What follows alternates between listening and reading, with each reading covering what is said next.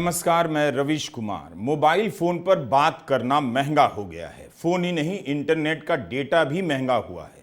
आखिर सरकार क्यों चाहेगी कि महंगाई के इस दौर में आपका फोन महंगा हो जाए, इंटरनेट का डेटा महंगा हो जाए? फोन और इंटरनेट की इस महंगाई को आप हाल ही में लागू टेलीकॉम एक्ट के प्रावधानों के साथ मिलाकर देखिए और प्रस्तावित ब्रॉडकास्ट बिल के पीछे की नीयत को भी जोड़कर देखिए। तब आपको दिखेगा कि न सिर्फ सरकार इन कानूनों के जरिए आपके फोन पर पहरेदारी बढ़ा रही है, यूट्यूब पर कंटेंट बनाने वालों पर नकेल कसने का रास्ता खोज रही है, बल्कि फोन और इंटरनेट भी महंगा कर रही है। इस वीडियो में हम टेलीकॉम एक्ट के प्रावधानों की भी बात करेंगे कि क्यों लोग इसे लेकर चिंता जता रहे हैं। 3 जुलाई से रिलायंस जियो, एयरटेल ने अपने टैरिफ प्लान बढ़ा दिए। 4 जुलाई से वोडाफोन आइडिया ने बढ़ा दिया। तीनों ने एक साथ फैसले का ऐलान किया है। कांग्रेस प्रवक्ता रणदीप सुरजेवाला ने बाकायदा एक हिसाब जोड़कर बताया कि इस वजह से भारत के आम फोन उपभोक्ताओं की जेब से एक साल में करीब 35,000 करोड़ रुपए निकाल लिए जाएंगे। अब एडिशनल पर ईयर बर्डन जब मैं बोलता हूं 34,824 करोड़ होगा आप सब पर, मुझ पर, आप पर, तो इसका क्राइटेरिया, मापदंड क्या है? एवरेज औसत जो रिलायंस जियो का टैरिफ इंक्रीज है आपने देखा 20% है। मासिक औसतन आय उनको 152 रुपया 55 पैसे है। ये मैं नहीं कह रहा, ये ट्राई ने अपनी रिपोर्ट में लिखित में दिया है, मैं एक्सट्रैक्ट भेज रहा हूं। तो उन्होंने 20% अगर बढ़ाया तो लगभग 30 रुपया 51 पैसे प्रति कस्टमर बढ़ाए। 48 करोड़ कस्टमर्स हैं। तो अगर मैं कम से कम औसतन भी ले लूं, वो भी ना लूं जो प्लान में 22% बढ़ाए हैं, आप औसत भी ले लें, तो 1464 करोड़ रुपया अतिरिक्त बोझ जियो के कस्टमर्स पर है, यानी 17,568 करोड़ सालाना। इसी प्रकार से 15% एयरटेल ने औसतन रेट बढ़ाया, जैसा मैंने बताया, तो 152 रुपया 55 पैसे महीने की औसतन आय है, तो ये बन गए 22 रुपया 88 पैसे पर कस्टमर अतिरिक्त जो देने होंगे। उनके कस्टमर की संख्या है 39 करोड़। 39 करोड़ से गुना करिए, बन गए 892 करोड़, सालाना बन गए 10,704 करोड़। तीसरा है वोडाफोन आइडिया, उन्होंने बढ़ाए औसतन 16%, जैसा मैंने आपको बताया, तो 152 रुपया 55 पैसे का 16% अगर अतिरिक्त हो जाए बन गया 24 रुपया 40 पैसे प्रति कस्टमर प्रति माह। उसको मल्टीप्लाई कर दीजिए 22 करोड़ 37 लाख कस्टमर से, तो वो बन गए 546 करोड़ हर महीने अतिरिक्त जो उन्होंने बोझ डाल दिया, और ये बन गए 6,552 करोड़। कांग्रेस का कहना है कि प्रधानमंत्री मोदी और टेलीकॉम सेक्टर की नियामक संस्था TRAI ने इसे कैसे होने दिया। 109 करोड़ फोन उपभोक्ताओं पर एक साल में करीब 35,000 करोड़ का बोझ डालने से पहले सरकार या TRAI ने कोई अध्ययन भी कराया है? क्या इस वृद्धि को चुनाव के कारण रोक कर रखा गया कि जनता नाराज ना हो जाए? सभी सेलफोन कंपनियों ने औसतन 15 से 20% की वृद्धि कैसे कर दी? इतनी समानता कैसे आ गई? 1 अक्टूबर 2022 को प्रधानमंत्री मोदी ने जब 5G लॉन्च किया, तब उस दिन मंच पर मुकेश अंबानी रिलायंस जियो के, सुनील भारती मित्तल एयरटेल के और कुमार मंगलम बिरला वोडाफोन आइडिया के संस्थापक, प्रतिनिधि या मालिक जो कह लीजिए, सब मौजूद थे। उस दिन प्रधानमंत्री मोदी ने मंच से एक हिसाब समझाया, जिस तरह से कांग्रेस के नेता रणदीप सिंह सुरजेवाला ने समझाया कि इस बार की वृद्धि से 35,000 करोड़ का बोझ 109 करोड़ सेलफोन उपभोक्ताओं पर पड़ने वाला है। उसी तरह 1 अक्टूबर 2022 को प्रधानमंत्री ने बताया कि 2014 के बाद से उनकी सरकार की नीतियों से सेलफोन उपभोक्ता का 4,000 रुपया बच रहा है। क्या प्रधानमंत्री मोदी बताएंगे कि 35,000 करोड़ रुपया जब जेब से निकलेगा उपभोक्ताओं से, उस पर उनकी क्या राय है? आज टेलीकॉम सेक्टर में जो क्रांति देश देख रहा है वो इस बात का सबूत है कि अगर सरकार सही नीयत से काम करे तो नागरिकों की नीयत बदलने में देर नहीं लगती है। 2G की नीयत और 5G की नीयत में यही फर्क है।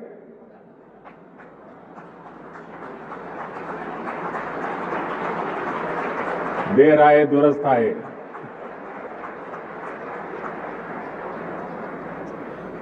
भारत आज दुनिया के उन देशों में है जहां डेटा इतना सस्ता है।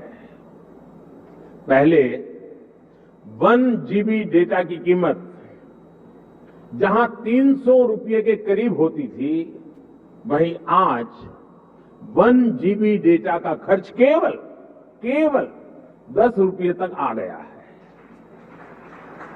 आज भारत में महीने भर में एक व्यक्ति मोबाइल पर करीब एवरेज 14 GB डेटा इस्तेमाल कर रहा है।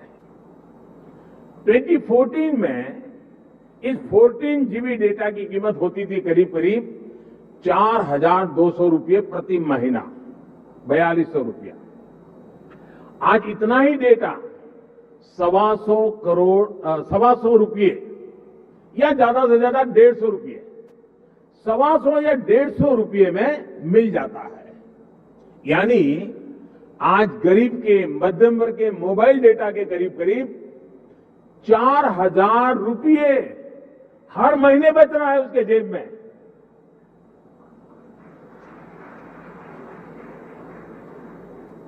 हमारी सरकारें के इतने सारे प्रयासों से भारत में डेटा कीमत बहुत कम बढ़ी हुई है। अगर प्रधानमंत्री मोदी डेटा महंगा होने को 2G के घोटाले से जोड़ रहे हैं, तो इस बार जो महंगा हुआ है उसके बारे में इतना तो साफ कर ही दें कि टैरिफ बढ़ने में किसी घोटाले का हाथ नहीं। आखिर फोन का डेटा सस्ता है तो सरकार श्रेय ले रही है। तो अब सरकार क्या कह रही है? कांग्रेस तो यही पूछ रही है कि जिस तरह से सेलफोन उपभोक्ताओं पर भार डाला गया, उनकी जेब से 35,000 करोड़ रुपए उड़ने वाले हैं, उस पर जवाब दीजिए। प्रधानमंत्री कब बोलेंगे? 109 करोड़ भारतीय सेलफोन यूजर्स पर, जिसमें रेडी वाला भी है, पटड़ी वाला भी है, पत्रकार भी है, मजदूर भी है, गृहिणी भी है, छात्र भी है, युवा भी है, किसान भी है, गरीब भी है, दलित भी है, पिछड़ा भी है, उन पर 35,000 करोड़ का भार क्यों डाल दिया गया? यह मैं नहीं कह रहा, उनकी रिपोर्ट है। मैंने तो सिर्फ गुणा करके बताया है, कुछ नया नहीं है इसमें। मैंने सिर्फ गुणा करके टोटल सेलफोन यूजर्स का बताया। 35,000 करोड़ की वसूली कर लेंगे आप 109 करोड़ लोगों से? उसका आधार क्या है? मापदंड क्या है? सरकार नाम की कोई चिड़िया इस देश में है या नहीं है, या कंपनियों की मनमानी चलेगी? जनवरी 2023 में जब एयरटेल ने कुछ राज्यों में अपना सबसे सस्ता प्लान बंद कर दिया, तब आईटी मंत्री राजीव चंद्रशेखर ने बयान दिया कि इससे डिजिटल इंडिया के विकास में रुकावट पैदा होगी। आप इन पुरानी खबरों को देखिए तो तब कैसे उस समय के आईटी मंत्री राजीव चंद्रशेखर कह रहे हैं कि डेटा का दाम बढ़ना चिंता का कारण है। यह भी बयान छपा है कि हो सकता है कि मंत्रालय टीआरएआई के पास जाए और कहे कि इसका अध्ययन किया जाए कि तात्कालिक और दूरगामी परिणाम क्या होंगे। यही तो रणदीप सुरजेवाला पूछ रहे हैं कि 3 कंपनियों के दाम बढ़ाने से पहले क्या सरकार या टीआरएआई ने कोई अध्ययन कराया था? जनवरी 2023 में मंत्री जी ने यह भी कह दिया कि रूस और यूक्रेन के बीच युद्ध के कारण यह वृद्धि हुई है। राजीव चंद्रशेखर इस बार लोकसभा का चुनाव हार गए और अब मंत्री नहीं हैं। तो इस समय के नए आईटी मंत्री को बताना चाहिए कि क्या युद्ध के कारण 3 कंपनियों ने डेटा का दाम बढ़ाया है या चुनाव बीत जाने के बाद किसी कारण से बढ़ाया है। जियो का एक लोकप्रिय प्लान है, हर दिन 1.5 GB डेटा का, महीने का 239 रुपए हुआ करता था। अब यह बढ़ने के बाद 299 रुपए महीने का हो गया। यही नहीं, कई मीडिया रिपोर्ट के अनुसार जियो के कम से कम 5 ऐसे प्लान हैं जिनमें अनलिमिटेड यानी असीमित नेट का विकल्प समाप्त कर दिया गया है। यानी आप जितना डेटा का इस्तेमाल करेंगे उतने का पैसा देना पड़ेगा। इससे तो व्हाट्सएप अंकिल को भी टेंशन हो रही होगी, कहीं ऐसा तो नहीं कि इन अंकिलों की अब जरूरत नहीं रही जो कश्मीर फाइल्स दिखाने के लिए, देखने के लिए हाउसिंग सोसाइटी के व्हाट्सएप ग्रुप में दिन रात मैसेज पर मैसेज ठेला करते थे। रिलायंस जियो, एयरटेल और वोडाफोन आइडिया ने महीने का चार्ज औसतन 20% महंगा कर दिया है, रणदीप सुरजेवाला ने बताया है। कम से कम सरकार को इस पर तो बोलना चाहिए। क्या हम उम्मीद करें कि इस बार 15 अगस्त को लाल किले से प्रधानमंत्री मोदी यह खुशखबरी देश को देंगे कि आपकी कमाई इतनी ज्यादा बढ़ गई थी कि डेटा थोड़ा महंगा करवा दिया? 15 अगस्त 2023 को लाल किले से इस बात का ढिंढोरा पीटा गया था कि डेटा कितना सस्ता है। इंटरनेट का डेटा बहुत महंगा था 2014 के पहले। आज दुनिया का सबसे सस्ता इंटरनेट का डेटा का खर्चा हो रहा है। हर परिवार के पैसे बच रहे हैं। फोन और डेटा जब तक सस्ता है इसका जिक्र हर मंच से हो रहा था। जैसे ही यह महंगा हुआ, सरकार से लेकर गोदी मीडिया में चुप्पी पसर गई। केवल फोन का बढ़ा हुआ चार्ज मत देखिए, बल्कि हाल ही में लागू हुए टेलीकॉम एक्ट और प्रस्तावित ब्रॉडकास्ट बिल के पीछे की नीयत भी देखिए। क्या उन सभी उपभोक्ताओं को सजा दी जाएगी जिन्होंने गोदी मीडिया का कबाड़ देखना बंद कर दिया है और YouTube में अपनी पसंद की दुनिया खोज ली है, जहां गोदी मीडिया का एक विकल्प बनने लगा था और जनता के मुद्दों पर बात होने लगी थी। YouTube ने गोदी मीडिया का वर्चस्व खत्म कर दिया। तो क्या YouTube पर कंटेंट बनाने वालों के साथ साथ देखने वालों को भी सजा देने की तैयारी है कि अब महंगा फोन, महंगा इंटरनेट झेलिए, जैसे आप महंगा पेट्रोल कई साल से झेलते ही आ रहे हैं, जिसने हर आदमी की कमाई और बचत हवा में उड़ा दी। याद कीजिए, इस चुनाव के कुछ महीने पहले प्रधानमंत्री मोदी को आकर कहना पड़ा कि उनके YouTube चैनल को सब्सक्राइब कीजिए और बेल आइकन दबाइए, जैसे हम लोग कहा करते हैं। लेकिन क्या यह विचित्र बात नहीं कि भारत संघ के प्रधानमंत्री बेल आइकन दबाने और सब्सक्राइब करने की अपील कर रहे हैं? आप इस बयान को सुनिए। प्रधानमंत्री खुद को यूट्यूबर कह रहे हैं, तो एक यूट्यूबर के तौर पर उन्हें बताना चाहिए कि 3 जुलाई से इंटरनेट का डेटा जो महंगा हुआ है, क्या इससे वे खुश हैं? मेरे साथी यूट्यूबर्स, आज एक फेलो यूट्यूबर के तौर पर आपके बीच आकर मुझे बेहद खुशी हो रही है। मैं भी आपके जैसा ही हूं, अलग थोड़ा हूं। 15 वर्षों से मैं भी एक यूट्यूब चैनल के जरिए देश और दुनिया के साथ कनेक्टेड रहता हूं। मेरे पास भी बहुत सारे सब्सक्राइबर्स और उनका एक डिशन नंबर है। मुझे आप सभी से बात करके बहुत अच्छा लगा। मेरा ये चैनल सब्सक्राइब करें और मेरे हर अपडेट आपको मिले, इसके लिए बेल आइकन जरूर दबाइएगा। लगता है इसके बाद भी यूट्यूबर के रूप में प्रधानमंत्री को वैसी सफलता मिली नहीं जिसकी उन्हें उम्मीद रही होगी। याद कीजिए 2014 के बाद कितनी ऐसी खबरें आती थीं कि ट्विटर से लेकर यूट्यूब पर मोदी के कितने फॉलोअर हैं दुनिया में रिकॉर्ड बन गया है। कितना कितना देखा जाता है बताया जाता था। लेकिन इस चुनाव के दौरान और बाद में खबरें आने लगी कि यहां वैसे उपभोक्ता आ गए हैं जो अब गोदी मीडिया से ऊब चुके हैं। यहां मोदी का वैसा वर्चस्व अब नहीं रहा। YouTube पर मार्च से मई के बीच में, और मैं 16 मार्च के डेटा से बात करी क्योंकि जिस दिन चुनाव अनाउंस हुआ था उससे 30 मई तक का डेटा है, 613 मिलियन व्यू कांग्रेस पार्टी के थे, 150 मिलियन व्यू भाजपा के थे। तो कहीं ना कहीं YouTube पर भी लोग हमारी बात सुन रहे थे, हमारे नेताओं को सुन रहे थे, हमारी रैलियों को सुन रहे थे, हमारी प्रेस कॉन्फ्रेंस को सुन रहे थे। इसमें एक बड़ा इंटरेस्टिंग डेटा ये है, और YouTube का डेटा देने के पहले मैं एक और डेटा दे देती हूं, इंस्टाग्राम का डेटा। इंस्टाग्राम को बड़ा यूथ फ्रेंडली माना जाता है, ज्यादातर यूजर्स जो होते हैं वो यंग होते हैं। इंस्टाग्राम पे हमारी एवरेज लाइक 1,21,000।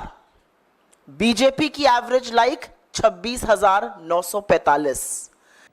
आखिर चुनाव के 3 महीने के दौरान मोबाइल, इंटरनेट और फोन के चार्ज में वृद्धि क्यों नहीं हुई?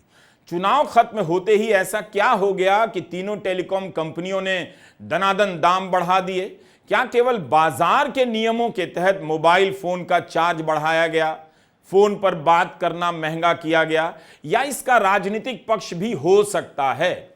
अब हम आते हैं टेलीकॉम एक्ट पर। पिछले साल दिसंबर में जब लोकसभा और राज्यसभा से 146 सांसद निलंबित थे, तब दूरसंचार अधिनियम 2023 पास कर दिया गया।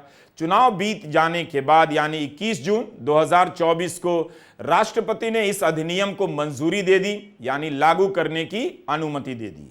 संचार मंत्रालय ने इसकी कुछ धाराओं को लागू करने के लिए एक गजट नोटिफिकेशन जारी कर दिया। 26 जून से ये धाराएं प्रभावित हो चुकी हैं। पूरा का पूरा लागू नहीं हुआ, आंशिक तौर पर इसके कुछ प्रावधान लागू किए गए।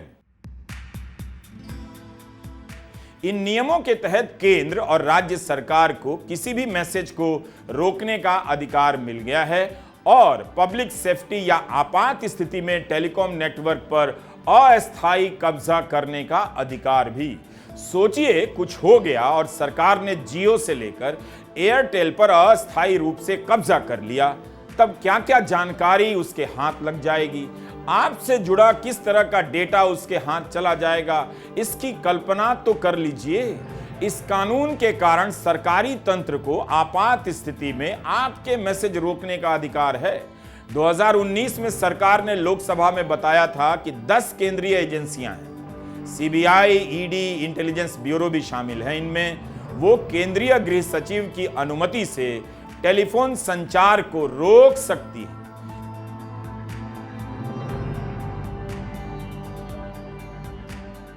हिंदी प्रदेश में धर्म के अलावा इन मुद्दों पर बात होनी चाहिए। समझिए इस बात को। धर्म जब भी राजनीति में आता है, अधर्म और ढोंग पैदा करता है। सोचिए, आप जिस फोन को लेकर आजाद महसूस कर रहे हैं, उस पर कितनी बेड़ियां पहना दी गई हैं। यह भी सोचिए कि इससे आपका कितना नुकसान होने वाला है। हर तरफ पहरा ही पहरा। ऐसे में फोन पर बात करना महंगा और खतरनाक दोनों हो जाएगा। द वायर में इंटरनेट फ्रीडम फाउंडेशन के तेजस्वी पंजियार और प्रतीक वांगरे ने इन खतरों को लेकर विस्तार से लिखा है। वो खतरे क्या हो सकते हैं, सबसे ज्यादा आप आम नागरिक को समझना चाहिए। इसमें लिखा है कि टेलीकॉम अधिनियम के तहत सरकार की कोशिश लगती है कि वो ऑनलाइन कम्युनिकेशन सर्विसेज को इस बिल में शामिल करे। अगर ऐसा हुआ तो सिग्नल, जूम, स्काइप और जीमेल भी सरकार की निगरानी में आ जाएगी। कई बार आप सरकार की निगरानी से बचने के लिए सिग्नल या किसी दूसरे ऐप का इस्तेमाल तो करते हैं। इस लेख में बताया गया है कि ऐतिहासिक रूप से इस तरह का कानून ब्रॉडकास्टिंग सेवाओं पर लागू होता था, यानी टीवी और रेडियो पर, लेकिन अब यह जीमेल से लेकर जूम तक पर लागू होगा। सब के सब सरकार की निगरानी में होंगे। आप किसी भी रूप में टेलीकम्युनिकेशन के जरिए संदेश भेजिएगा, सरकार उस पर नजर रख सकती है। ऐसा अधिकार इस एक्ट से उसे मिला है। टेक्स्ट हो या फोटो हो या ध्वनि के जरिए हो या कोई संकेत ही हो, स्माइली वगैरह, सब पर पहरा लग जाएगा। इतना करने की क्या जरूरत है? एक कानून यही बन जाए कि आप कोई भी मैसेज करें, उसकी एक कॉपी सरकार को भी दे दें, कोई भी ईमेल भेजें, उसकी एक कॉपी टेलीकॉम सचिव को भी भेज दें, पढ़ते रहेंगे। इस तरह से तो आपकी कहने लिखने की आजादी, निजता, गोपनीयता सब के सब पर असर पड़ने लगेगा। इस अधिनियम का अध्ययन करने वालों ने लिखा है कि सरकार ने पूरी तरह स्पष्ट नहीं किया है कि वह इंटरनेट सेवाओं में कितना हस्तक्षेप कर सकती है। आप समझते हैं कि जब चीजें स्पष्ट रूप से नहीं कही जाती हैं, साफ साफ नहीं लिखी होती हैं, तो इसका लाभ आपको कभी नहीं होता, सरकार को ही होता है। इसी के कारण विशेषज्ञ इस नियम को लेकर बहुत चिंतित हैं। चाहे व्हाट्सएप हो, टेलीग्राम हो या सिग्नल जैसे internet based messaging service provider हो, ये सभी अधिनियम के दायरे में आ जाएंगे। बिजनेस स्टैंडर्ड अखबार में शुभायन चक्रवर्ती ने लिखा है कि जब तक इस मुद्दे पर सरकार की ओर से और स्पष्टता नहीं दी जाती है, व्हाट्सएप से लेकर सिग्नल तक सभी मैसेजिंग सर्विस प्रोवाइडर एक ग्रे एरिया में आ जाते हैं। जबकि संसद में तत्कालीन दूरसंचार मंत्री अश्विनी वैष्णव ने अधिनियम पारित होने के बाद कहा था कि कोई भी ओवर द टॉप सेवाएं अधिनियम के दायरे में नहीं आती हैं, लेकिन विशेषज्ञ इससे सहमत नहीं हैं। इसे समझने के लिए कोर्ट में व्हाट्सएप को लेकर जो बहस हो रही है उससे जुड़ी खबरों को ध्यान से देखिए। इसी साल अप्रैल महीने में व्हाट्सएप और उसकी पेरेंट कंपनी मेटा ने दिल्ली हाई कोर्ट में 2021 के इंफॉर्मेशन टेक्नोलॉजी एक्ट को चुनौती दी।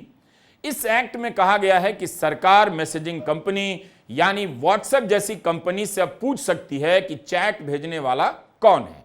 व्हाट्सएप का कहना है कि उसके जरिए जो भी संदेश भेजे जाते हैं उन्हें बीच रास्ते में कोई नहीं पढ़ सकता, केवल भेजने वाला जानता है और जिसके पास जाता है वह देख सकता है। बीच में उस मैसेज को कोई भी ट्रैक नहीं कर सकता, ऐसा दावा करती है यह कंपनी। ऐसा इसलिए किया जाता है ताकि दोनों की निजता बनी रहे।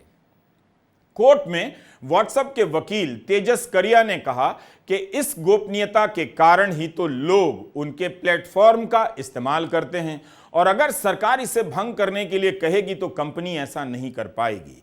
व्हाट्सएप को ही भारत छोड़ना होगा। लेकिन सोचिए, सरकार को ठीक से पता है कि हिंसा या सांप्रदायिक सामग्री कौन फैलाता है। ऐसा करने वाले लोग उसके ही राजनीतिक पाले के होते हैं और पार्टी के सदस्य भी कई बार। क्या कभी उनके खिलाफ सरकार ने पार्टी के स्तर पर भी कोई कार्रवाई की है? कानूनी कार्रवाई आप छोड़ दीजिए, उनका नाम और चेहरा तो सबको पता है। फिर भी सरकार की दलील है कि वह चाहती है कि सांप्रदायिक हिंसा की स्थिति में जो सबसे पहले संदेश फैलाता है उसे सजा दी जाए। जब अदालत ने व्हाट्सएप से पूछा कि क्या इस तरह के नियम दुनिया में कहीं और हैं, तो इस पर व्हाट्सएप के वकील ने कहा, इस तरह का कानून तो ब्राजील में भी नहीं है। 14 अगस्त को इस मामले में बाकी सुनवाई होगी।